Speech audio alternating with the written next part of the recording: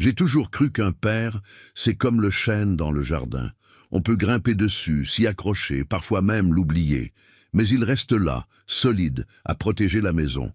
Je m'appelle Marcel, j'ai 68 ans et mes mains, abîmées par 40 ans de travail à l'usine et de bricolage le dimanche, racontent l'histoire d'une vie entière consacrée à offrir à mon fils, Julien, une vie plus douce que la mienne. Mais un chêne, quand on le néglige trop longtemps, il finit par comprendre qu'il vaut bien plus que ceux qui s'abritent sous ses branches.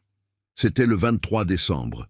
Le froid mordait dehors, mais dans ma poitrine, c'était le printemps. Je m'étais levé à 5 heures du matin, comme je le fais depuis toujours. J'avais nettoyé ma petite maison de Picardie, jusqu'à ce que le carrelage brille. J'avais sorti la nappe brodée, celle que ma défunte femme avait reçue de sa mère, pour la table de la salle à manger. Je préparais le réveillon. Pas n'importe quel réveillon, le réveillon. J'avais économisé chaque centime de ma retraite modeste pendant 3 mois. J'avais renoncé à mes médicaments pour la circulation, je prenais des tisanes à la place, juste pour pouvoir acheter un beau chapon fermier et les ingrédients de la bûche au chocolat, que ma belle-fille, Sophie, disait adorer. « Cette année va être belle, Marcel », me disais-je en frottant le chapon avec du beurre et des herbes de Provence. « Julien va amener les enfants tôt, on va rire, on va oublier les soucis. » Mes petits-enfants, Lucas et Emma, étaient la lumière de mes yeux. J'avais déjà emballé les cadeaux, un ballon de foot pour lui et une poupée qui parle pour elle. Pas des jouets de grande marque. Je les avais trouvés au marché aux puces, mais je les avais enveloppés avec du papier rouge et un ruban doré. L'amour n'a pas d'étiquette de prix. Le téléphone a sonné à 14 heures. J'ai essuyé mes mains sur mon tablier, souriant. Ça doit être lui qui demande s'il faut apporter du champagne, ai-je pensé. Allô ? Salut, papa. La voix de Julien était étrange. Pas de chaleur, juste de l'empressement. T'es occupé ? Je prépare le chapon, fiston. Ça sent déjà bon dans toute la maison. Et j'ai préparé la chambre des enfants pour qu'ils puissent faire la sieste s'ils sont fatigués après le réveillon. Il y a eu un silence de l'autre côté de la ligne. Ce genre de silence qui vous glace le sang. Écoute, papa, c'est justement de ça que je voulais te parler. Il a pris une grande inspiration, comme s'il prenait son courage à 2 mains pour arracher un pansement. Sophie et moi, on a discuté. Tu sais, ça a été une année difficile. Beaucoup de travail, beaucoup de stress. On est épuisés. Je sais, fiston. C'est pour ça que vous venez ici. Je m'occupe de tout. Vous n'avez qu'à vous reposer et manger. Non, papa, tu comprends pas. Sa voix s'est durcie. On a décidé que cette année, Noël serait différent, plus intime. Mon sourire s'est fané doucement. Intime ? Comment ça ? Ça va être juste Sophie, moi et les enfants, papa, dans notre appartement à Paris. Pas de visite, pas de bruit, pas besoin de faire des politesses. J'ai senti un nœud dans ma gorge. Faire des politesses ? Moi, ton père, je suis une visite à qui on fait des politesses ? Papa. Il a essayé d'argumenter. J'ai déjà acheté le chapon. J'ai acheté les cadeaux des petits. Je suis ton père. Je vais passer Noël tout seul ? C'est là qu'il a lâché la phrase. Ah, la phrase que je n'oublierai jamais tant que je vivrai. Oh papa, fais pas ton drama. T'es habitué à être seul. On a besoin de ce moment pour nous. Comprends-nous, papa. Cette année, Noël, c'est juste pour la petite famille. Moi, ma femme et mes enfants. Notre famille nucléaire. Petite famille nucléaire. J'ai regardé la photo de lui sur le buffet, celle de sa remise de diplôme à l'école d'ingénieur, payée avec l'argent de mes heures supplémentaires et de mes week-ends sacrifiés. À cette époque-là, je n'étais pas famille nucléaire. À cette époque-là, quand j'étais utile, je comptais. D'accord, Julien, ai-je dit. Ma voix était morte. Si c'est ce que vous voulez. La petite famille. Ah, super que tu comprennes. Je savais que t'allais pas faire d'histoire. Après le 25, on passera récupérer les cadeaux des enfants. Bisous, papa. Ciao. Et il a raccroché. Pas de « je t'aime ». Pas de « joyeux Noël ». Je suis resté là, tenant le téléphone, écoutant la tonalité. J'ai regardé le chapon dans son plat. J'ai regardé la table dressée avec la nappe brodée. J'ai regardé les 2 cadeaux emballés sur le canapé. La maison, qui semblait pleine de joie quelques minutes avant, est soudain devenue immense et vide. Le silence hurlait dans mes oreilles. Je me suis assis sur la chaise de la cuisine et les larmes ont coulé. Ce n'étaient pas des larmes de caprice, ce n'était pas une douleur physique. Ça faisait mal à la poitrine. Ça faisait mal de savoir que j'avais été jeté comme un vieux vêtement qui ne sert plus. Petite famille, j'étais exclu. J'étais le reste. Mes amis, si vous me suivez déjà, n'hésitez pas à laisser un pouce bleu et à me dire en commentaire de quelle région de France vous regardez cette vidéo. Ça me fait toujours plaisir de vous lire. Et si vous n'êtes pas encore abonné à Les Conseils de Papy, c'est le moment. Je n'ai pas eu le courage de cuire le chapon. Pour qui? Pour moi et les mouches? J'ai rangé la viande au congélateur. J'ai éteint les guirlandes lumineuses que j'avais accrochées à la fenêtre. J'ai fermé les rideaux pour ne pas voir le bonheur des voisins. Le soir du réveillon, le 24 décembre, la rue était en fête. Pétards, musique, rire. Je suis allé jusqu'au placard et j'ai pris un sachet de soupe instantanée aux légumes. J'ai fait chauffer l'eau, je me suis assis à table tout seul, dans la pénombre.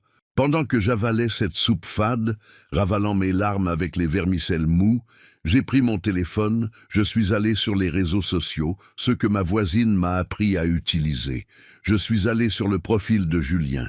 Et ce que j'ai vu m'a glacé le sang, puis m'a fait bouillir. Il y avait une photo postée il y a 10 minutes. Ce n'était pas dans leur appartement, en pyjama. Ils étaient dans un hôtel de luxe à Courchevel, tous habillés en blanc, souriants, des coupes de champagne à la main. La légende disait « Noël inoubliable avec mes amours, famille blindée, gratitude, la belle vie ». Ils avaient menti. Ils ne voulaient pas rester tranquilles à la maison. Ils voulaient voyager, dépenser, frimer. Et moi, j'étais l'encombrement. J'étais le vieux pauvre qui ne collait pas avec le décor de luxe de leur Instagram. Ils avaient honte de moi, honte de ma simplicité. À ce moment-là, quelque chose s'est cassé en moi. Mais ce n'était pas mon cœur. Ce qui s'est cassé, c'était mon aveuglement de père. J'ai posé la cuillère dans la soupe. Je me suis levé doucement. Je suis allé dans ma chambre, j'ai ouvert le tiroir de ma commode et j'en ai sorti une enveloppe Kraft de la banque. J'ai ouvert le relevé bancaire du 20 décembre. J'ai regardé le chiffre imprimé. 380 000 €. C'était l'argent de la vente de la ferme de mon père dans le lot, qui avait été racheté par un promoteur immobilier. L'argent était arrivé sur mon compte il y a une semaine. J'allais leur annoncer à Noël. J'allais donner un chèque de 100 000 € à Julien en cadeau pour qu'il rembourse une partie de son crédit immobilier. J'allais payer l'école privée des petits-enfants pour toute l'année. J'allais leur faire la surprise de leur vie. Mais maintenant, en regardant leurs photos au ski et ma soupe à 50 centimes, j'ai replié le relevé calmement. « Petite famille, hein Julien ?» ai-je murmuré dans le noir de ma chambre. « Eh bien, ta petite famille est riche en apparence. Moi, je suis riche pour de vrai, et tu ne verras pas la couleur de cet argent. » Je me suis endormi l'âme lavée, pas par le pardon, mais par la lucidité. Le vieux Marcel naïf était resté en 2024.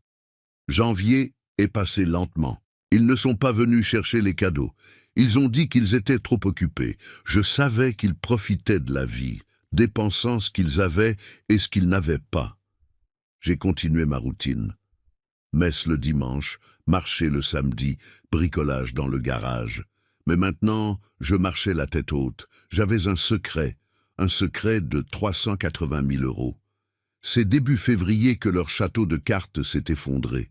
Le téléphone a sonné un mardi pluvieux. C'était Julien. « Papa, papa, pour l'amour de Dieu !» Sa voix était pure panique. Rien de cette froideur de Noël. « T'es à la maison ?»« Oui, Julien, qu'est-ce qui se passe ?» Sophie, elle a fait un AVC, papa. On est à l'hôpital, là. C'est grave. Elle a besoin d'une opération en urgence au cerveau, mais la mutuelle a des délais de carence parce qu'on n'a pas payé les cotisations. Et qu'est-ce que j'ai à voir avec ça, fiston ? Ai-je demandé. Ma voix était calme, froide comme du marbre. Julien s'est arrêté une seconde, choqué par mon ton. Papa, c'est la vie de Sophie. Il demande 50 000 € d'avance pour opérer. On n'a pas l'argent. On a tout claqué dans le voyage, dans la carte bleue. Papa, tu dois nous aider. Tu as ta petite maison en Picardie, vends-la. Fais un prêt. Pour l'amour de Dieu, aide-nous. J'ai tenu le téléphone. Je me suis souvenu de la soupe.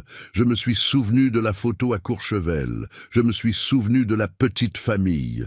J'avais l'argent. Je pouvais transférer maintenant depuis l'application sans bouger de ma chaise. Mais si je faisais ça, je serais le paillasson de toujours. Je leur sauverais la mise et la semaine prochaine, je serais oublié de nouveau. Non pas cette fois. Julien, ai-je dit, arrête de crier.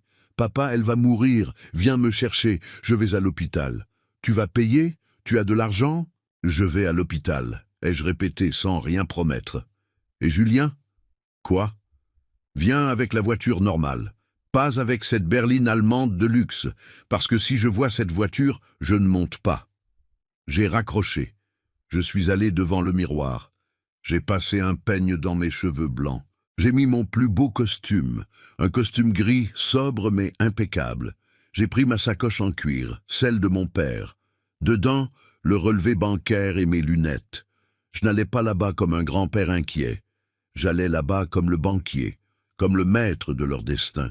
Ils voulaient une petite famille. Ils allaient découvrir que sans le vieux à la soupe, la petite famille ne tient pas une journée. Je me suis assis dans le fauteuil du salon et j'ai attendu. Je ne ressentais pas de pitié, je sentais que l'heure de vérité était arrivée. Et j'étais prêt à faire payer chaque larme que j'avais versée à Noël. Pas avec de l'argent, mais avec de l'obéissance. La voiture de VTC s'est arrêtée devant mon portail. Ce n'était pas la berline allemande gris métallisée qu'ils aimaient exhiber. C'était une Clio blanche, cabossée sur le côté. Julien est descendu du siège arrière, les cheveux en bataille, le visage gonflé et rouge. La pluie fine de février mouillait ses vêtements, mais il ne semblait même pas la sentir. Je suis resté sur le perron, tenant ma sacoche à deux mains, observant la scène. L'homme qui courait vers moi ne ressemblait en rien au fils arrogant qui m'avait appelé à Noël. Il ressemblait à un enfant perdu, mais je n'ai pas bougé pour le prendre dans mes bras. Je suis resté solide comme un poteau de lumière au milieu de la tempête. « Papa, viens, monte vite !» Il a crié en ouvrant le portail avec force. « Le temps presse !» J'ai marché doucement jusqu'à la voiture. Je suis monté sans dire un mot. Le chauffeur, un jeune homme, m'a regardé dans le rétroviseur, surpris. « À l'hôpital, jeune homme. Et vous pouvez rouler vite !» ai-je ordonné d'une voix calme de celui qui commande. Pendant le trajet, Julien sanglotait à côté de moi. Il a essayé de prendre ma main. J'ai retiré mon bras et l'ai posé sur mes genoux, les doigts croisés. Ce n'était pas le moment des câlins, c'était le moment de la lucidité. Le médecin a dit que l'artère est bouchée à 90%, a-t-il balbutié, essayant de justifier son désespoir. Si on n'opère pas maintenant, elle ne passera pas la nuit. J'ai regardé la ville défiler rapidement par la fenêtre. « Et l'argent, Julien ?» ai-je demandé sans le regarder. « Il est tout, l'argent de la famille qui réussit. Vous n'êtes pas riche? Vous n'êtes pas allé au chalet 5 étoiles à Courchevel ?» Il a bloqué ses pleurs sur le cou. Il a tourné son visage vers moi, les yeux écarquillés de stupeur. « Tu as vu ?»« J'ai vu. » J'ai tourné mon visage doucement pour le fixer. J'ai vu les photos, le champagne, les sourires. Pendant que je mangeais de la soupe en sachet tout seul dans le noir, vous trinquiez à la famille blindée. Elle est tout, la blindage maintenant, Julien. Le champagne paie l'opération. Il a baissé la tête, humilié. On a tout dépensé, papa. Le plafond des cartes a explosé pendant le voyage. Sophie pensait qu'une prime allait tomber en janvier, mais elle n'est pas tombée. On tourne au découvert depuis 2 mois. Irresponsable! J'ai lâché le mot comme une sentence. Vous n'êtes pas des adultes. Vous êtes des enfants qui jouent à la dinette avec l'argent de la banque.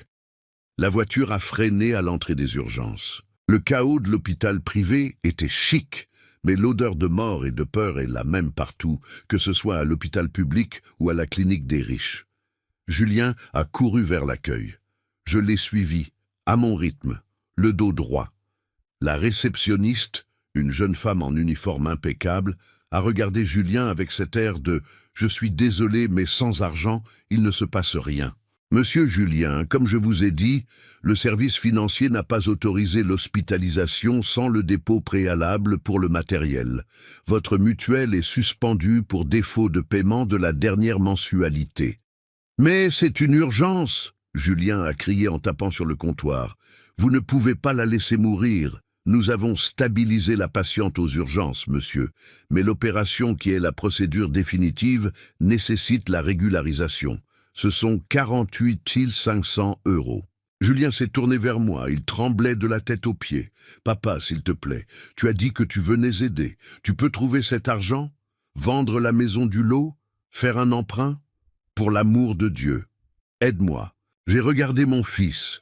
J'ai regardé la réceptionniste qui nous observait avec pitié. J'ai ouvert ma sacoche doucement, pas avec précipitation, mais avec précision. J'ai sorti mes lunettes de lecture, je les ai mises sur mon nez. Puis, j'ai sorti l'enveloppe Kraft pliée. Je n'ai besoin de rien vendre, Julien, ai-je dit fort pour que tout le monde entende. Parce que contrairement à vous, je ne dépense pas ce que je n'ai pas. J'ai sorti le relevé bancaire de l'enveloppe. Je l'ai tendu devant le visage de mon fils. Il a lu le solde, 380 000 €. Sa bouche s'est ouverte. Il a regardé le papier, puis moi, puis le papier encore. On aurait dit qu'il voyait un fantôme. 380 000, a-t-il murmuré, incrédule. Tu as presque 400 000 € sur ton compte. D'où ça sort? De mon passé, de l'héritage de mon père, de mon travail? J'ai rangé le relevé. L'argent des gens honnêtes et économes. Papa! Il a attrapé mon bras, les yeux brillants d'un mélange écœurant de soulagement et de convoitise.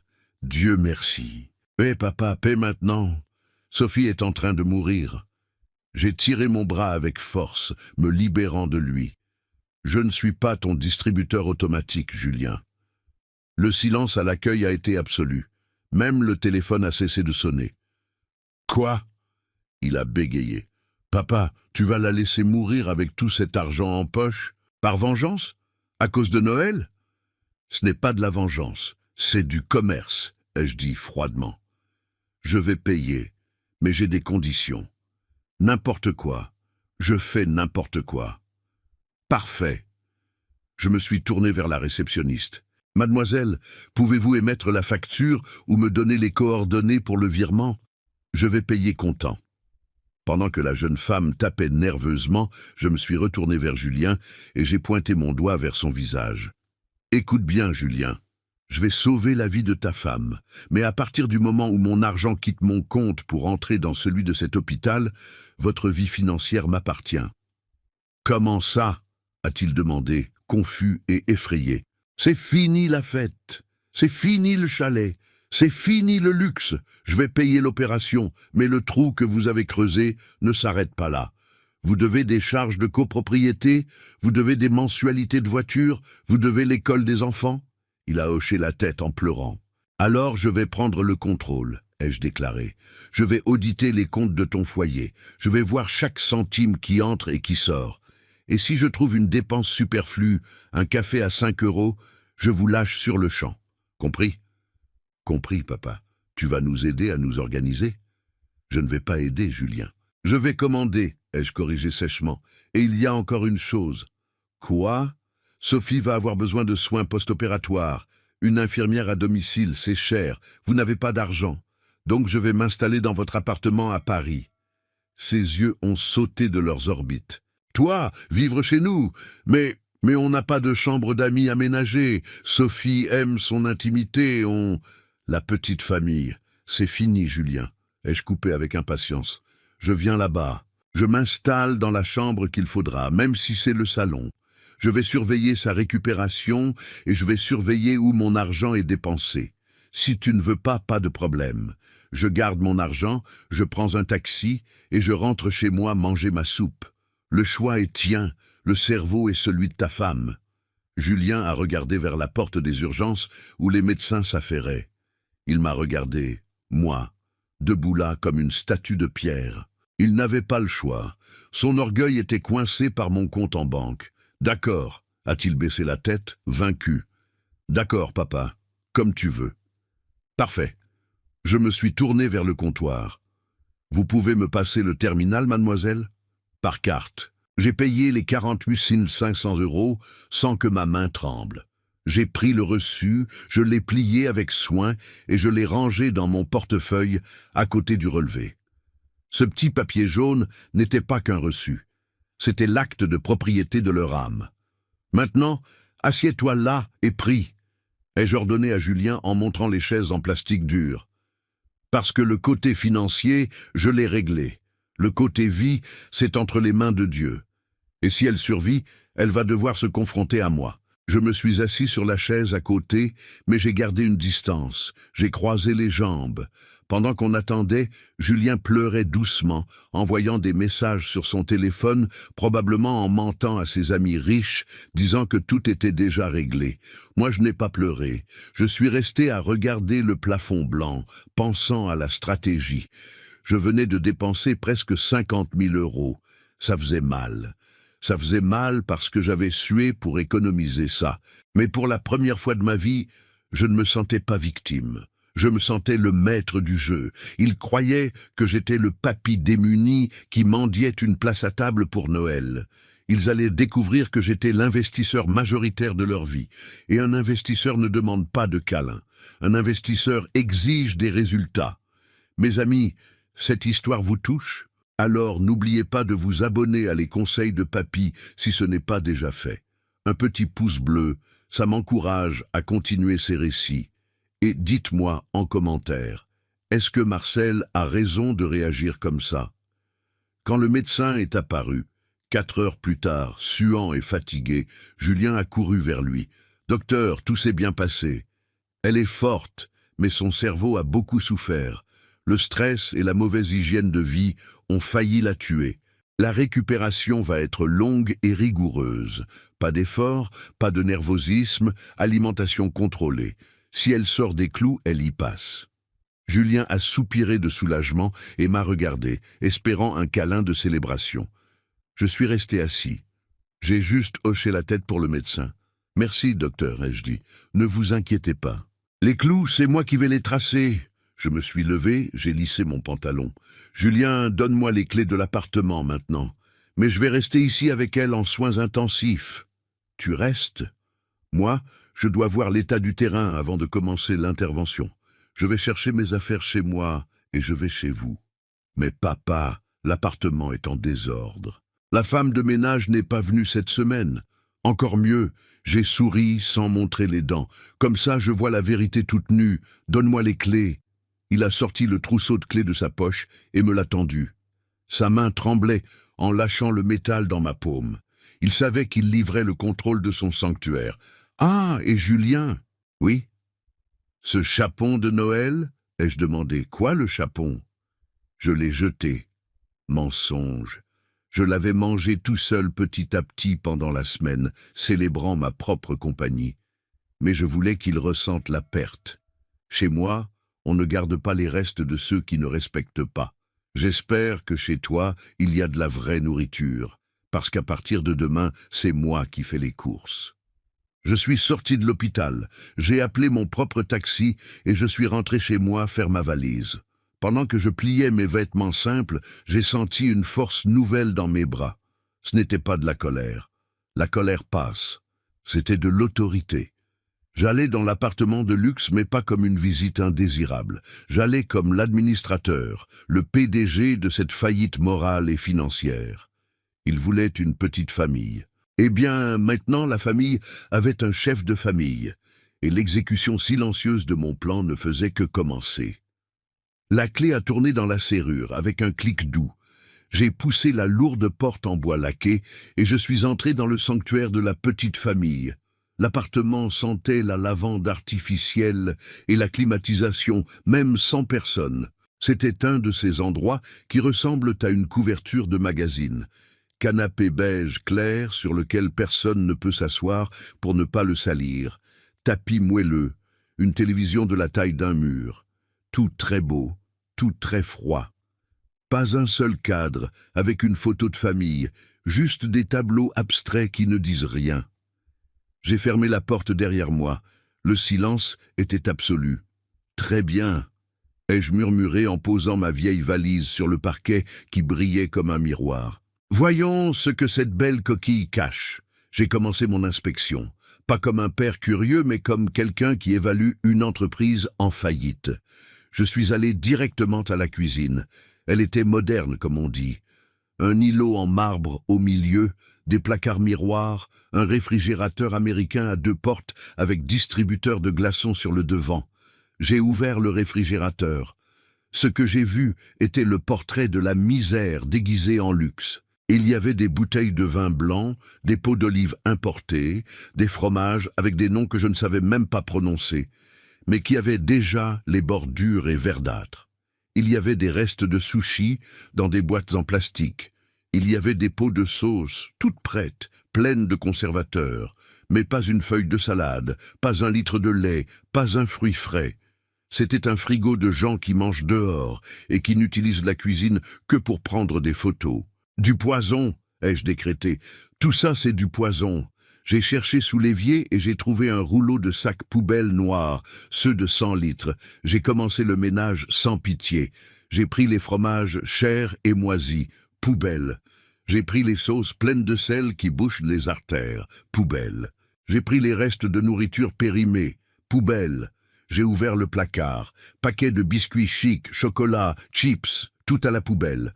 En 20 minutes, la cuisine était vide, mais propre. Le sac poubelle était lourd, gonflé du gaspillage de l'argent qu'il n'avait pas. Ensuite, je suis allé dans la buanderie. La machine à laver était moderne, pleine de boutons. Mais le panier de linge sale débordait. Chemise de marque de Julien, robe de Sophie, uniforme des enfants, tout en boule. La femme de ménage avait dû arrêter de venir depuis des semaines, faute de paiement. Et Julien, ai-je dit à la pile de linge sale, le prince va devoir apprendre à utiliser la lessive. Je suis retourné au salon, je me suis assis dans le fauteuil du papa, j'ai pris la télécommande et j'ai éteint la climatisation centrale. Le silence de la machine qui s'arrête fut un soulagement. J'ai ouvert les rideaux épais et les baies vitrées du balcon. L'air chaud de l'après-midi est entré, apportant le bruit de la ville, l'odeur de la vraie vie. Je suis allé jusqu'à ma valise, j'en ai sorti mon tablier de combat, j'en ai sorti mon chapelet, et je l'ai posé sur la table basse en verre, bien au milieu, marquant le territoire. Je n'allais pas cuisiner ce jour-là, j'allais attendre. Ils sont arrivés le soir. Sophie est venue en ambulance jusqu'à la porte de l'immeuble, et elle est montée en fauteuil roulant, poussée par un infirmier, avec Julien à côté, portant les sacs de médicaments. J'étais assis dans le salon avec la lumière éteinte, juste avec la clarté de la rue. Quand Julien a allumé la lumière, il a sursauté en me voyant là, immobile dans le fauteuil. « Ah, papa, tu m'as fait peur. Pourquoi t'es dans le noir? Et pourquoi il fait aussi chaud ici? La clim est en panne ?»« La clim coûte de l'argent, Julien, » ai-je répondu sans me lever. « Et la lumière aussi. La fenêtre ouverte, ça aère gratis et ça renouvelle l'air. Le médecin a dit qu'elle a besoin d'air pur, pas d'air vicié de filtres sales. » Julien a soufflé, mais il était trop fatigué pour discuter. L'infirmier a aidé Sophie à passer du fauteuil au canapé. La femme était pâle, la main sur la tête opérée. Elle semblait avoir 10 ans de plus. « Merci », a murmuré Sophie à l'infirmier, qui est parti aussitôt. On est restés tous les trois. Le triangle de la dette. « Je vais préparer quelque chose à manger », a dit Julien en se dirigeant vers la cuisine, essayant de garder un semblant de normalité. « Je vais commander une pizza légère ou voir s'il y a quelque chose dans le frigo. » J'ai pivoté dans le fauteuil pour observer. J'ai entendu le bruit du frigo qui s'ouvre, puis le cri. « Qu'est-ce qui s'est passé ici ?»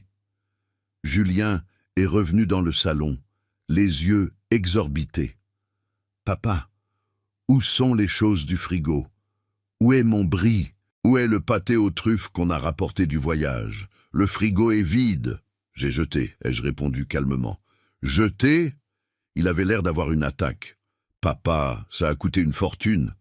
C'était des déchets moisis et de la nourriture industrielle. » Ai-je dit en me levant et en marchant vers lui. Je me suis mis face à face. « Ta femme vient de se faire ouvrir le crâne par une scie électrique parce que ses artères étaient bouchées de gras et de stress.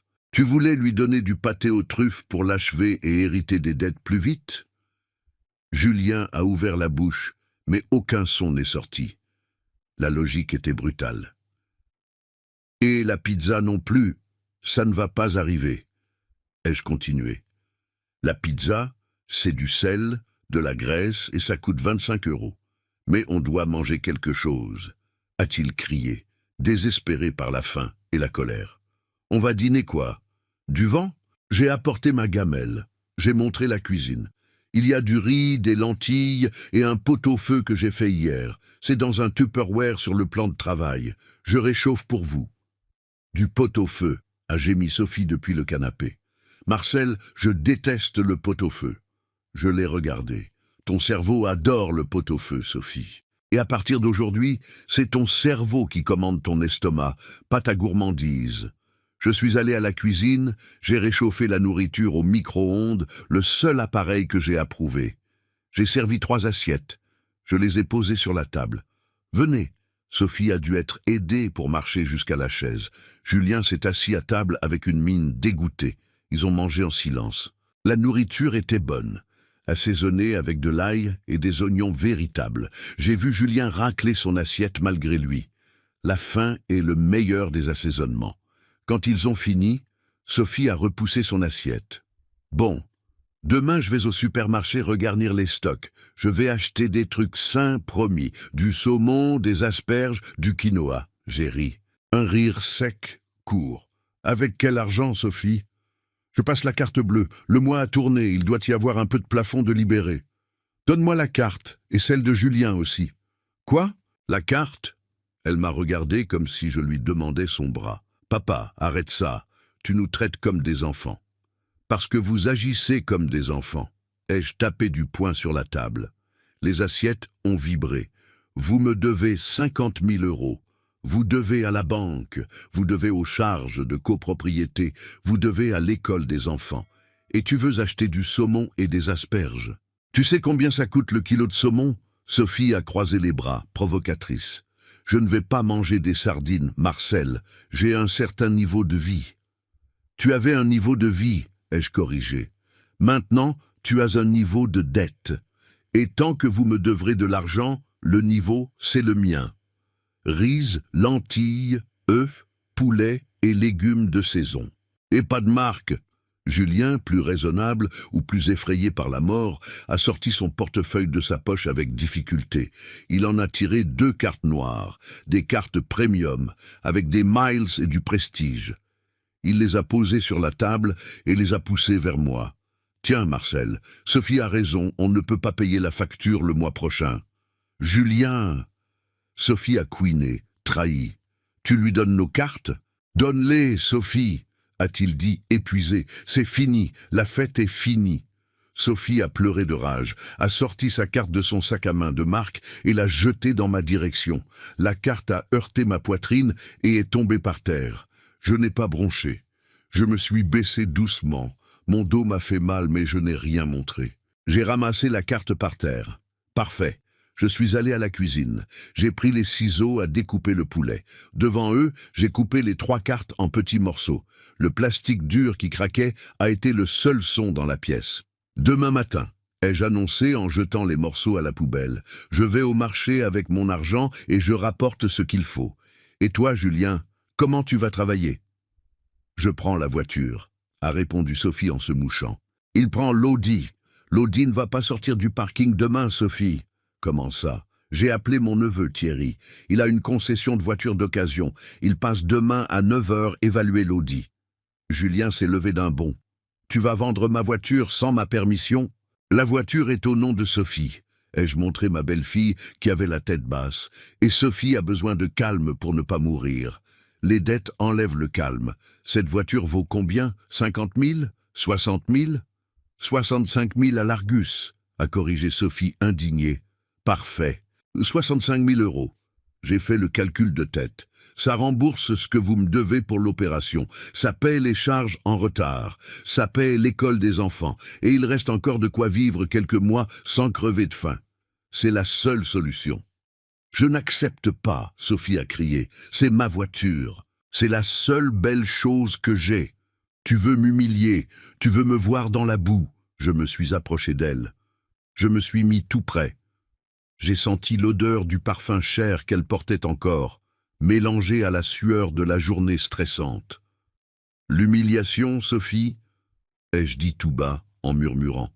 L'humiliation, c'est appeler son beau-père pour lui demander de l'argent pour sauver sa vie, parce qu'on a tout claqué dans un chalet au ski. L'humiliation, c'est être expulsé de chez soi. L'humiliation, c'est avoir l'huissier à la porte. Moi, je te donne la chance de sauver ton nom. La voiture part ou je pars. Si tu ne veux pas, très bien. Je garde mon argent, je prends un taxi et je rentre chez moi manger ma soupe. Le choix est tien, le cerveau est le tien. Sophie a regardé Julien, implorant de l'aide. Chérie, dis quelque chose. La voiture, c'est notre rêve. Julien a levé les yeux. Ils étaient pleins de larmes. Vends, Marcel, vends cette foutue bagnole. Sophie a poussé un cri étouffé et a couru vers la chambre en claquant la porte. On est restés, moi et Julien, dans le salon. Elle va me haïr, ai-je commenté en ramassant les assiettes. Elle va te remercier un jour, a dit Julien. Ou pas. Mais au moins, je serai vivant pour voir. Merci, Marcel, tu as une force que j'ignorais. La nécessité fait la force, fiston. Maintenant, va te coucher. Demain, la journée sera longue. Je l'ai mis au lit, dans la chambre d'amis improvisée, puisque Sophie s'était enfermée dans la suite. Je suis allé au salon, j'ai arrangé le canapé pour que j'y dorme. Je n'ai pas râlé, mon dos tenait le coup.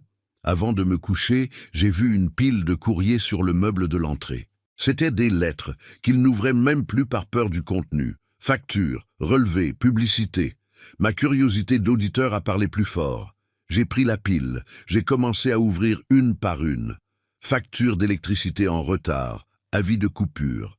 Internet, avis de réduction de débit.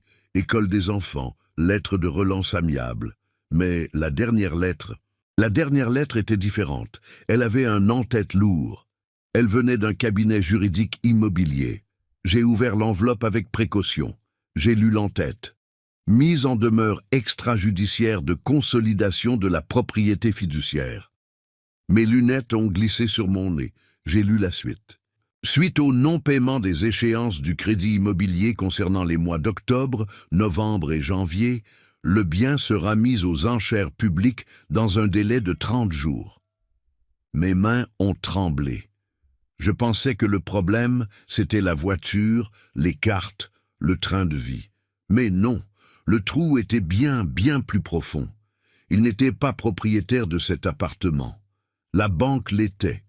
Et la banque venait le reprendre. J'ai regardé la porte de la chambre où Sophie dormait ou pleurait. J'ai regardé le luxe autour de moi. Tout du sable, tout de la fumée. Ils allaient se retrouver à la rue. Dans 30 jours, la petite famille serait une famille sans toi. J'ai senti un froid dans le ventre, mais juste après, j'ai senti cette chaleur de nouveau, la chaleur de la stratégie. J'avais de l'argent en banque.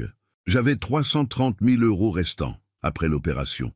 La dette de l'appartement devait être élevée, mais la vente aux enchères, c'est la mort du patrimoine.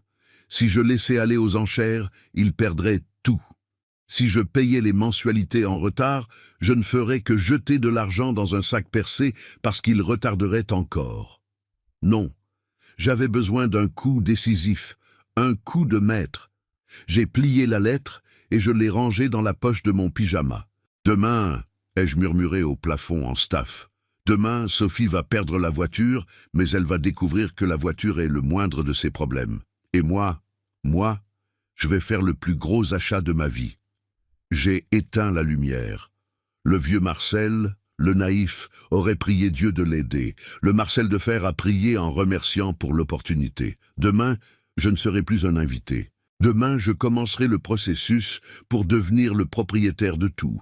N'oubliez pas de vous abonner à Les Conseils de Papy et de laisser un commentaire pour me dire ce que vous pensez de cette histoire. Un pouce bleu m'aide énormément.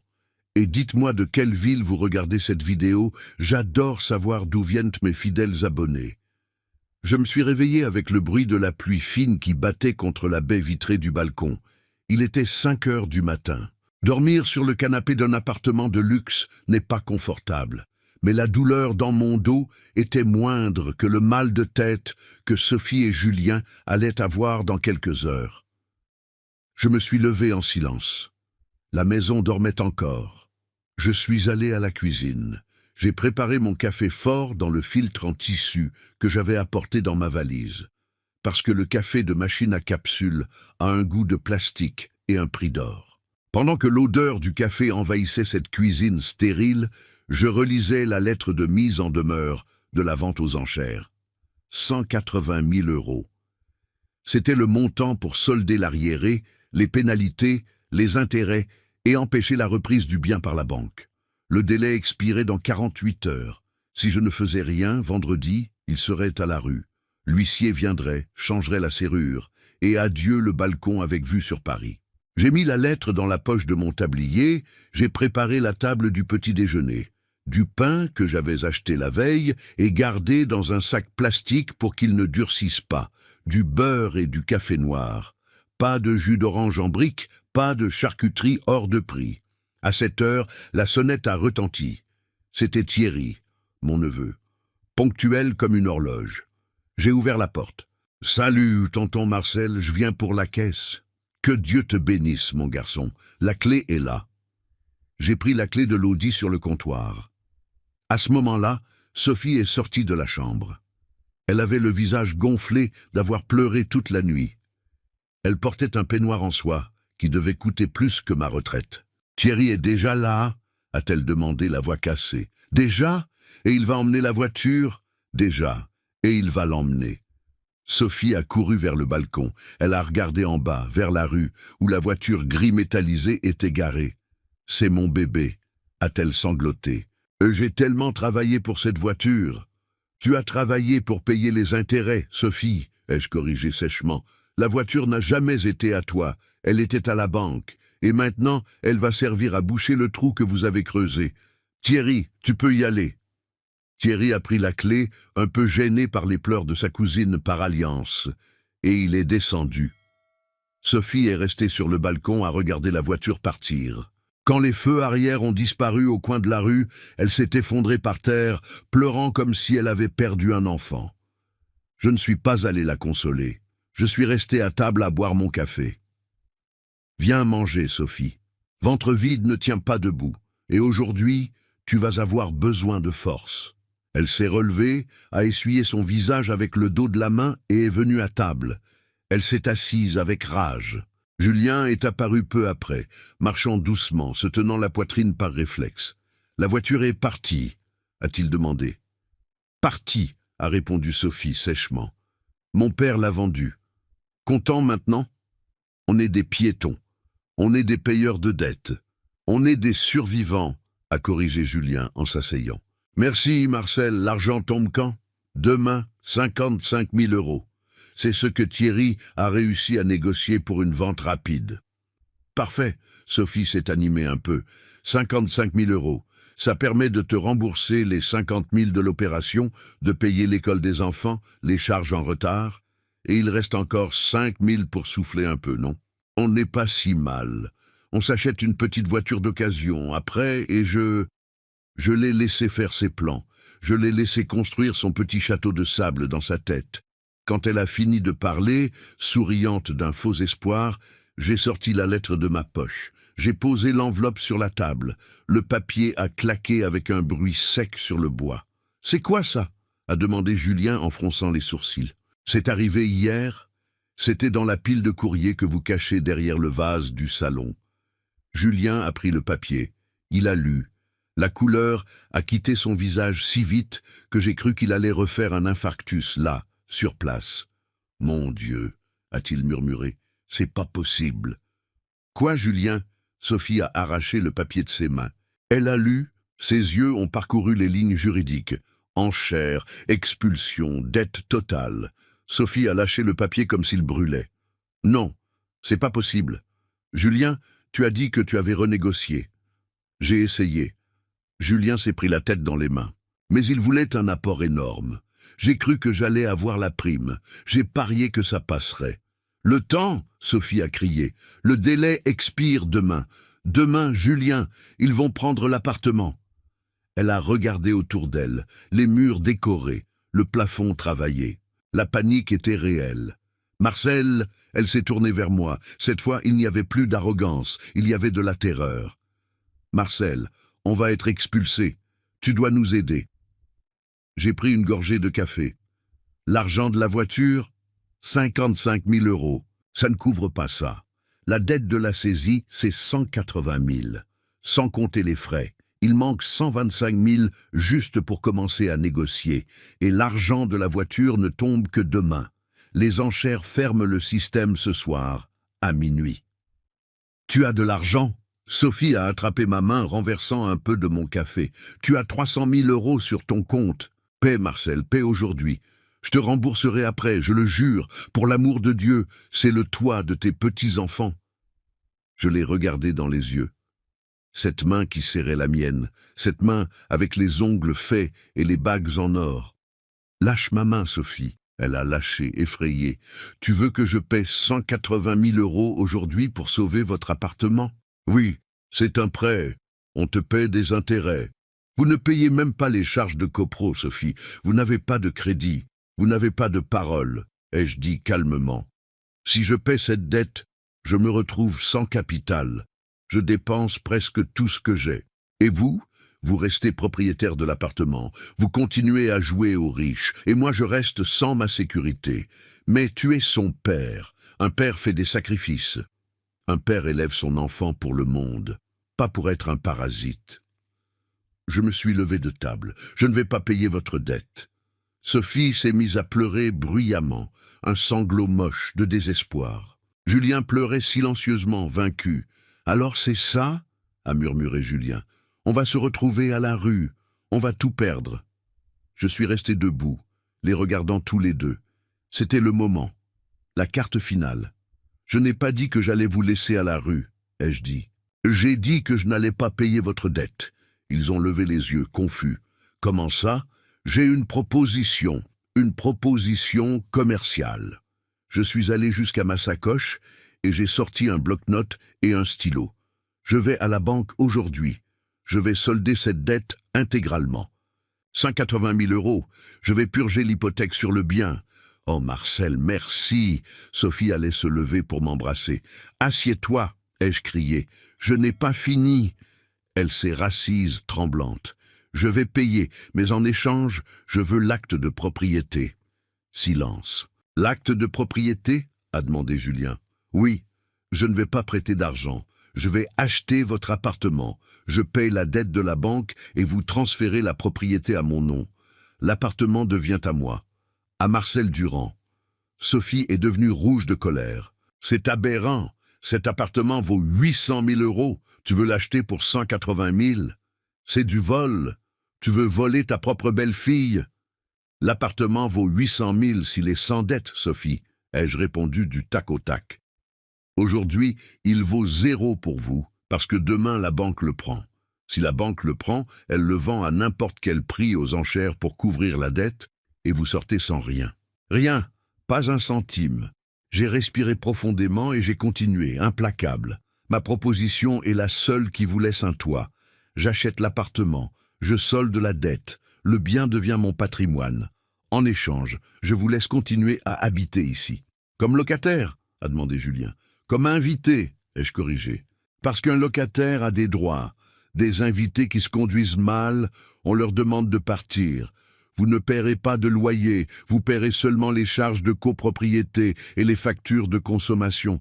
Mais la maison est à moi, les règles sont les miennes. Et le jour où je ne serai plus là, alors oui, l'appartement vous revient en héritage. Mais seulement si vous le méritez. Sophie me regardait avec haine, une haine pure. Elle se sentait piégée. Tu as planifié ça, tu voulais tout prendre depuis le début. J'ai planifié avoir une vieillesse tranquille, Sophie. Ai-je tapé la main sur la table.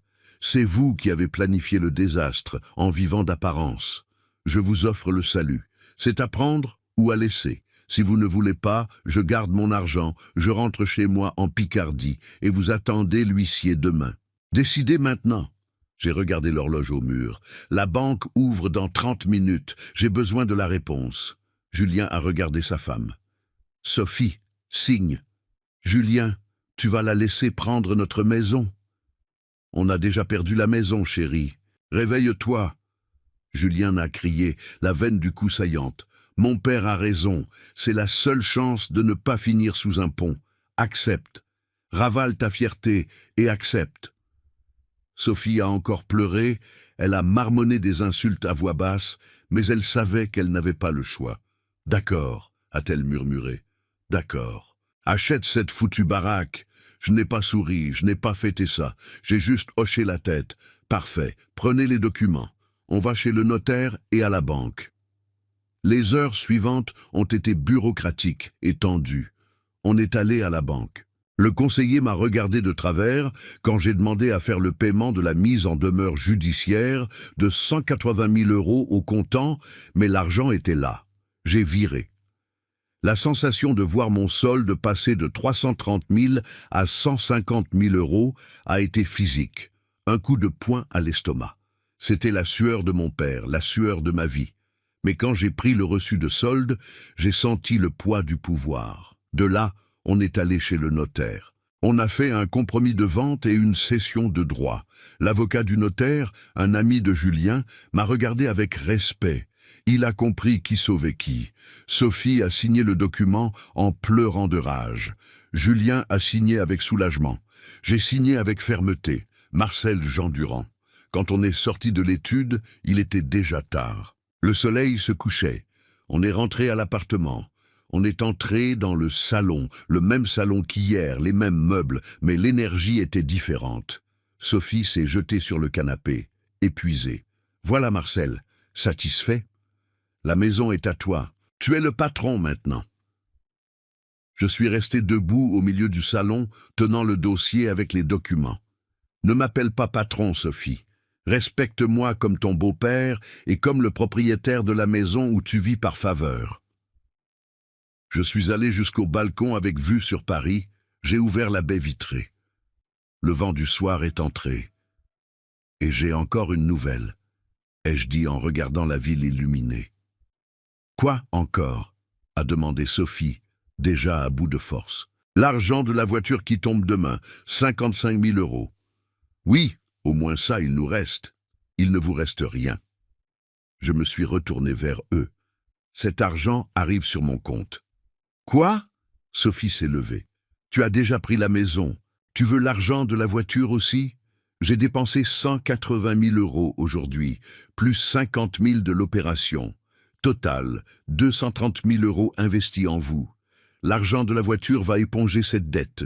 Il vous restera encore 175 000 € à me devoir, mais ces 175 000, je les annule. Considérez ça comme la remise de famille. » Sophie s'est laissée tomber sur le canapé, bouche bée. « Tu nous as lessivés, tu as tout pris. Je vous ai enlevé le poids des dettes des épaules, ai-je dit, sérieux. Maintenant, vous êtes à zéro. Sans voiture, sans maison à votre nom, mais sans dette et sans intérêt qui vous ronge le foie. Vous avez la chance de repartir de zéro, travailler, prendre le métro, économiser du vrai argent. Et peut-être, un jour, racheter vos affaires. Mais cette fois au comptant. » Julien s'est mis à rire, un rire nerveux mais sincère. « C'est un génie, Sophie. Mon père est un génie. On était enlisés dans la boue jusqu'au cou. Il nous a sortis de la boue, nous a passés au jet d'eau froide et mis à sécher au soleil. Ça fait mal, mais ça nettoie. » Sophie n'a pas ri. Elle me regardait avec un mélange de peur et d'admiration forcée. « Les règles continuent ?» a-t-elle demandé. « Plus forte que jamais, ai-je répondu. Demain, je veux voir le tableau des dépenses du mois. Et samedi, tu viens avec moi au marché de Belleville apprendre à choisir les légumes de saison. » « Oui, monsieur, » a répondu Sophie en prenant sa fourchette. Le dîner s'est poursuivi tranquillement. La nourriture simple n'avait jamais eu si bon goût. Plus tard, quand tout le monde est allé se coucher, je suis resté au salon. J'ai éteint les lumières. J'ai ouvert la porte vitrée du balcon, avec vue sur Paris, celui dont Sophie était si fière et qui maintenant était à moi. Je me suis assis dans le fauteuil design, j'ai mis mes pieds sur le pouf, j'ai pris le reste du vin que Julien avait ouvert et oublié sur la table. Je me suis servi un verre. J'ai regardé la ville en bas, des milliers de lumières. Quelque part là-dedans, il y avait ma petite maison de Picardie, fermée à clé et en sécurité. Et ici, j'étais là, dans l'appartement parisien, propriétaire de tout. Je n'ai pas eu envie que quelqu'un me prenne dans ses bras. Je n'ai pas eu envie d'entendre « Je t'aime, papy ». Ce que je ressentais était bien mieux, de la satisfaction. J'ai regardé mon reflet dans la vitre du balcon. Un monsieur aux cheveux blancs, aux mains abîmées, portant un pantalon en velours bon marché. Mais le reflet me montrait un roi. Il voulait une petite famille. Eh bien, ils l'ont eue. La famille est maintenant petite, effectivement. C'est moi qui commande, et eux qui obéissent. J'ai pris une gorgée du vin cher. Il était bon, mais il avait un goût de victoire. « C'est le père Marcel !» ai-je trinqué avec moi-même. « Qui l'eût cru ?» Le vieux à la soupe est devenu le propriétaire de l'appartement parisien. J'ai souri, un sourire en coin, malicieux et froid. J'ai pris mon téléphone et j'ai ouvert le groupe familial sur WhatsApp, celui où il ne me répondait jamais. J'ai tapé un message « Demain, le petit déjeuner est à 7 heures pile. Qui est en retard n'aura rien. Et Julien, n'oublie pas de faire la vaisselle du dîner avant de te coucher. Bonne nuit. » J'ai vu les 2 coches bleues de lecture apparaître immédiatement. Personne n'a répondu, mais j'ai entendu, du fond du couloir, le bruit du robinet de la cuisine qui s'ouvre et de la vaisselle qu'on lave. J'ai fermé les yeux et j'ai profité de la brise du soir. L'ordre était rétabli. Mais le test final était encore à venir. Le téléphone du salon a sonné. J'ai entendu Sophie répondre. « Allô ? Ah, bonjour, maman, vous rentrez d'Italie demain ? Ah, d'accord. Le dîner ? Non, non, tout va très bien. On vous attend. Oui, c'est parfait. » Je l'ai entendu raccrocher et parler à Julien, paniqué. « Mes parents arrivent demain. Ils veulent venir dîner. Ils vont voir qu'on n'a plus de voiture, qu'on mange de la nourriture de pauvres, avec mon beau-père qui commande tout.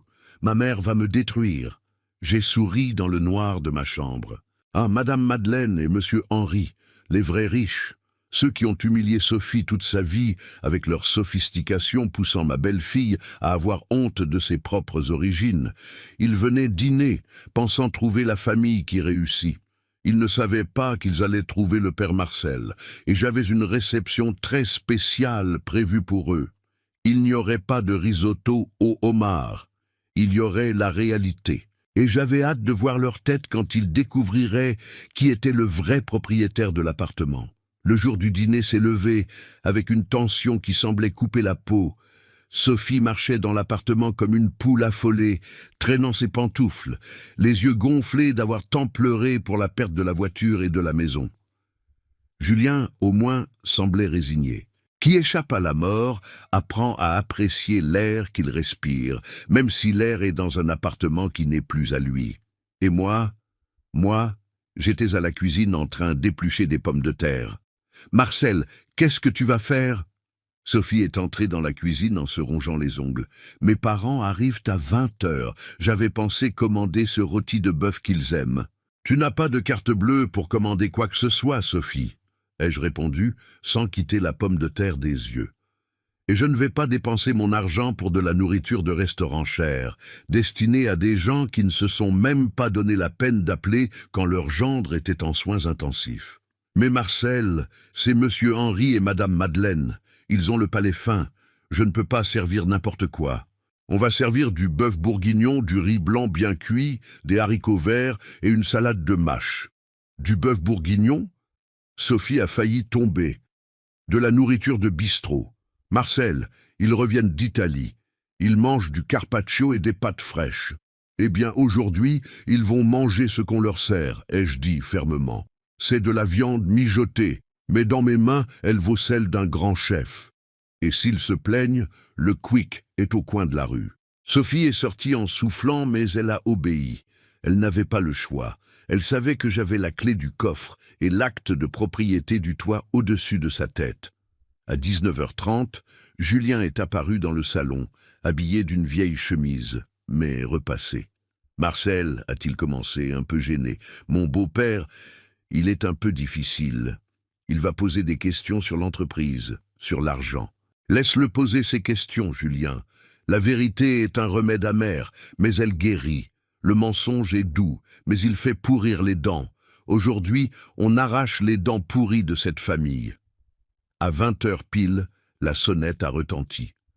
Sophie a pris une grande inspiration, a arrangé ses cheveux qu'elle avait dû coiffer elle-même puisque le coiffeur avait été supprimé et a ouvert la porte.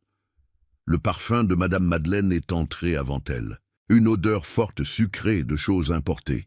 Elle est entrée en agitant ses bracelets en or, suivie de Monsieur Henri qui gardait ce nez en l'air, de celui qui pense que le sol n'est pas digne de ses chaussures. Mais chérie, Madeleine a fait la bise mais n'a pas embrassé.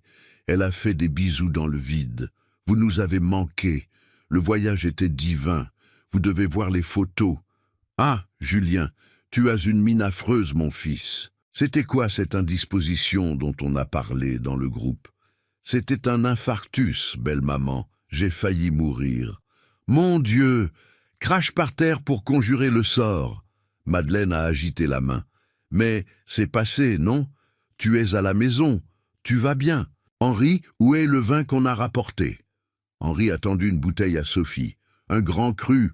On l'a gardé pour fêter le succès de votre cabinet. À propos, où est la climatisation? On étouffe ici. Elle est éteinte, ai-je dit, sortant de la cuisine avec le plat de bœuf bourguignon fumant dans les mains. Madeleine m'a regardé. Son sourire a disparu sur le champ. « Ah, vous êtes là !»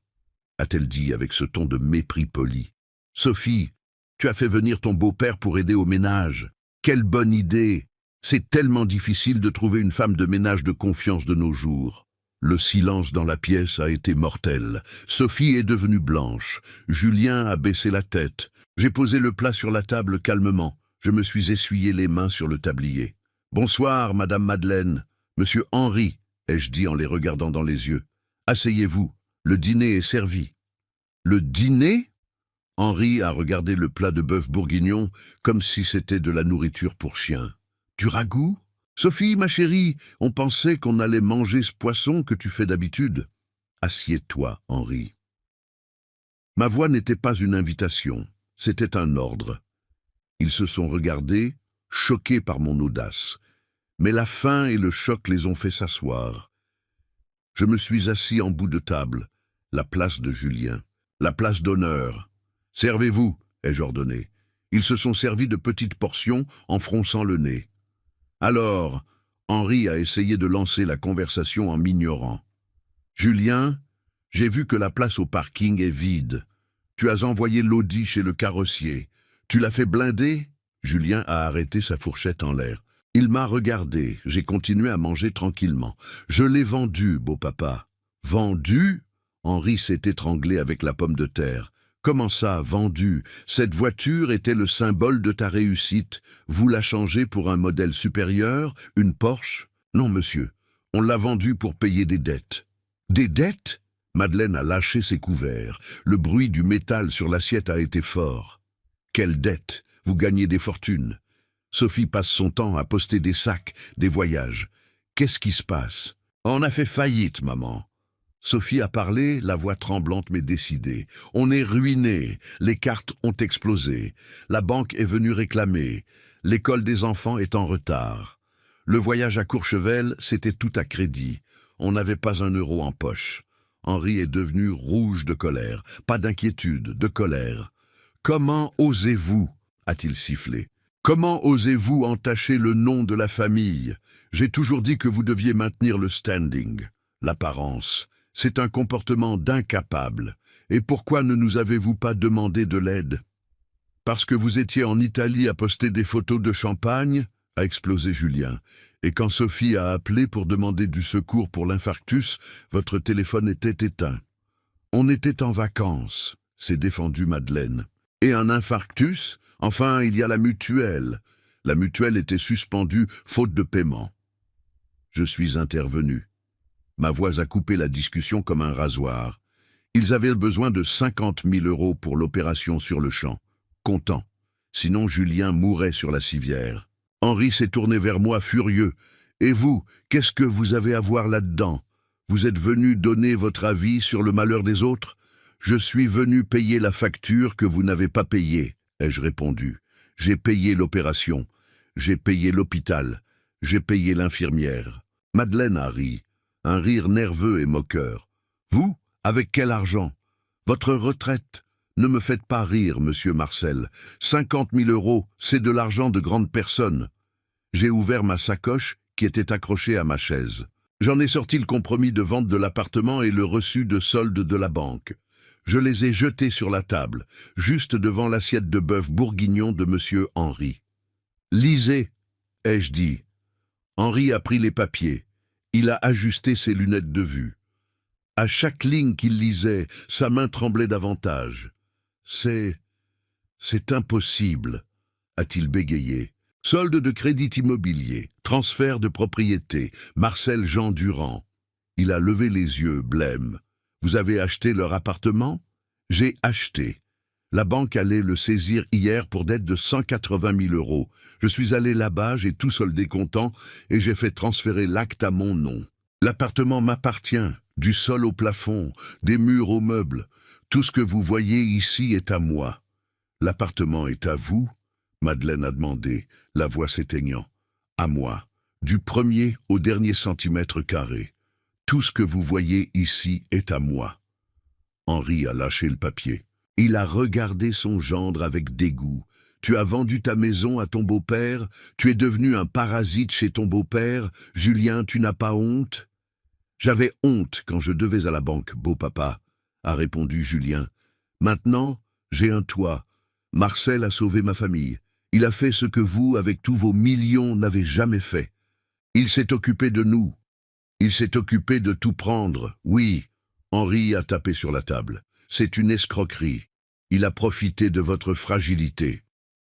Je me suis levé lentement, avec le calme de celui qui tient l'arme chargée. Une escroquerie, monsieur Henri?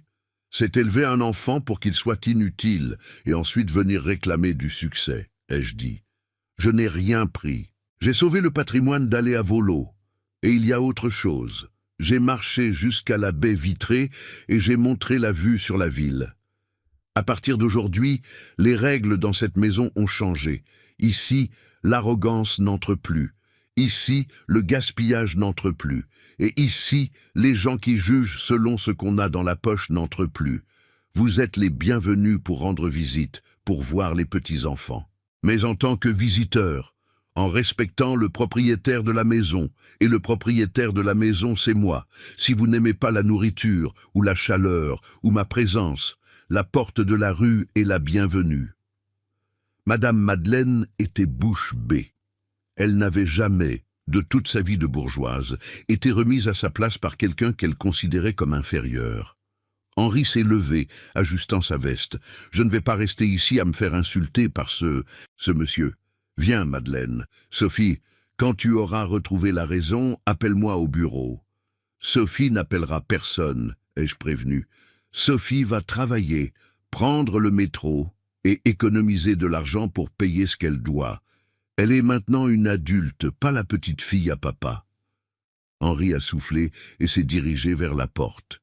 Madeleine l'a suivi, mais elle s'est arrêtée un instant. Elle a regardé la table, le bœuf bourguignon. Elle a regardé Sophie, qui avait la tête basse, mais qui tenait la main de son mari. Pour la première fois, Madeleine a vu que sa fille n'essayait plus de l'impressionner. Sophie essayait de survivre. Ils sont partis. La porte a claqué. Le silence est revenu dans la pièce, mais cette fois c'était un silence léger. Julien a relâché l'air qu'il retenait dans ses poumons. « Mon Dieu, tu as mis mes beaux-parents dehors. »« J'ai mis leur mauvaise éducation dehors. » ai-je corrigé en me rasseyant. La viande refroidie. Mangez. Sophie m'a regardé. Ses yeux étaient pleins de larmes, mais elle n'est pas venue m'embrasser. Elle savait que je ne voulais pas de câlin. Je voulais de la tenue. « Marcel, a-t-elle dit, tu as été incroyable. J'ai été nécessaire. » Ai-je coupé le compliment. « Maintenant, mange. Et demain matin, Sophie, je te veux debout à 6 heures. On va vider cette pièce de débarras et organiser les dons. Il y a plein de vêtements de marque là-dedans qui ne servent à rien. On va les vendre au dépôt-vente et faire de l'argent pour les courses de la semaine. »« Oui, monsieur, » a répondu Sophie en prenant sa fourchette. Le dîner s'est poursuivi tranquillement. La nourriture simple n'avait jamais eu si bon goût. Plus tard, quand tout le monde est allé se coucher, je suis resté au salon. J'ai éteint les lumières. J'ai ouvert la baie vitrée du balcon, avec vue sur Paris, celui dont Sophie était si fière et qui maintenant était à moi. Je me suis assis dans le fauteuil design, j'ai mis mes pieds sur le pouf. J'ai pris le reste du vin que Henri avait apporté et oublié sur la table. Je me suis servi un verre, j'ai regardé la ville en bas, des milliers de lumières. Quelque part, là-dedans, il y avait ma petite maison de Picardie, fermée à clé et en sécurité. Et ici, j'étais là dans l'appartement parisien, propriétaire de tout. Je n'ai pas eu envie que quelqu'un me prenne dans ses bras. Je n'ai pas eu envie d'entendre « Je t'aime, papy ». Ce que je ressentais était bien mieux, de la satisfaction. J'ai regardé mon reflet dans la vitre du balcon. Un monsieur aux cheveux blancs, aux mains abîmées, portant un pantalon en velours bon marché. Mais le reflet me montrait un roi. Il voulait une petite famille. Eh bien, ils l'ont eue. La famille est maintenant petite, effectivement. C'est moi qui commande, et eux qui obéissent. J'ai pris une gorgée du vin cher. Il était bon, mais il avait un goût de victoire. C'est le père Marcel, ai-je trinqué avec moi-même. Qui l'eût cru? Le vieux à la soupe est devenu le propriétaire de l'appartement parisien.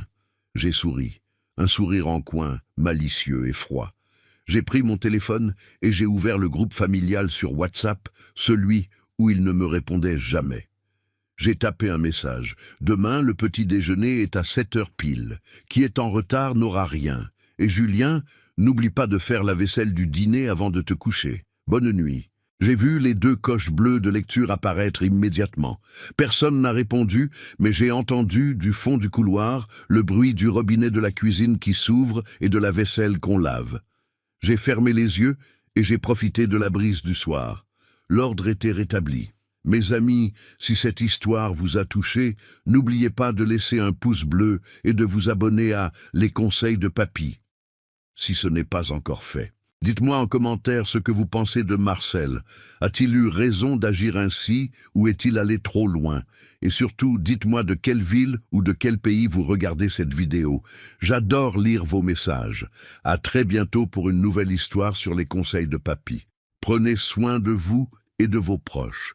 Et n'oubliez jamais, le respect, ça n'a pas de prix.